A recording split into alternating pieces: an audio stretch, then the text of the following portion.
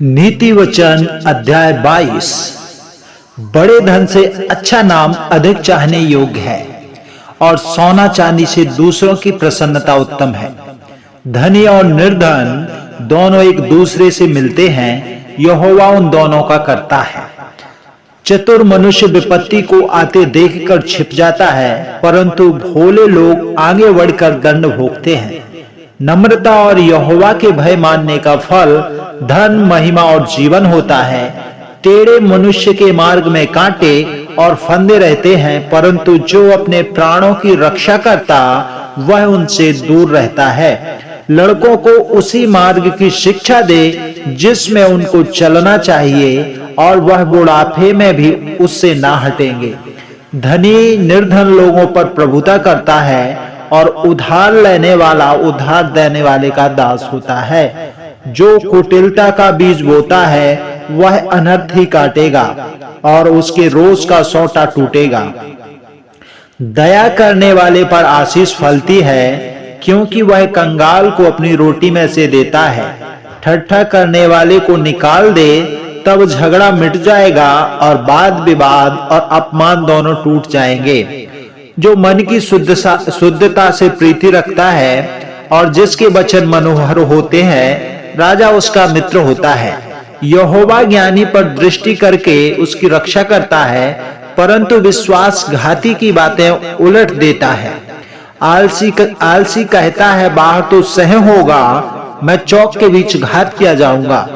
पराई स्त्रियों का मोह गहरा गड्ढा है, जिससे यहोवा क्रोधित होता वही उसमें गिरता है। लड़के के मन में मूढ़ता की गांठ बंधी रहती है, परंतु अनुशासन की छड़ी के द्वारा वह खोलकर उससे दूर की जाती है।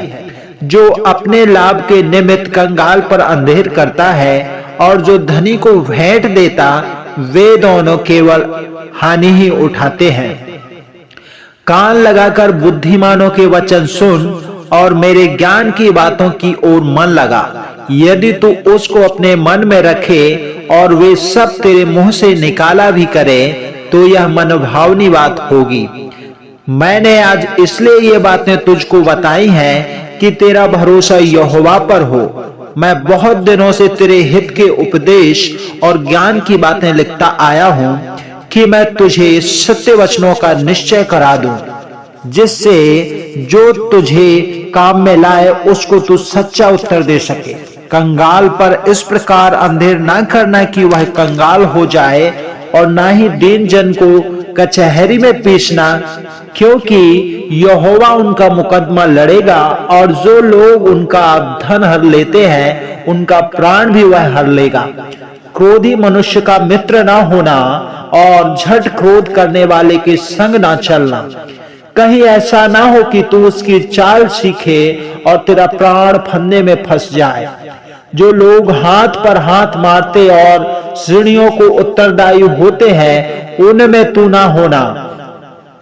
यदि भर देने के लिए तेरे पास कुछ ना हो, तो वह क्यों तेरे नीचे से खाट खींच ले जाए। जो सीमा तेरे पुरखाओं ने बांधी हो, उस पुरानी सीमा को ना बढ़ाना।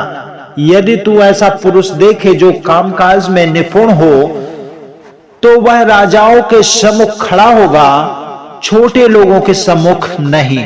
प्रभु इस वचन के पढ़े सुने जाने पर आशीष दे। God bless you.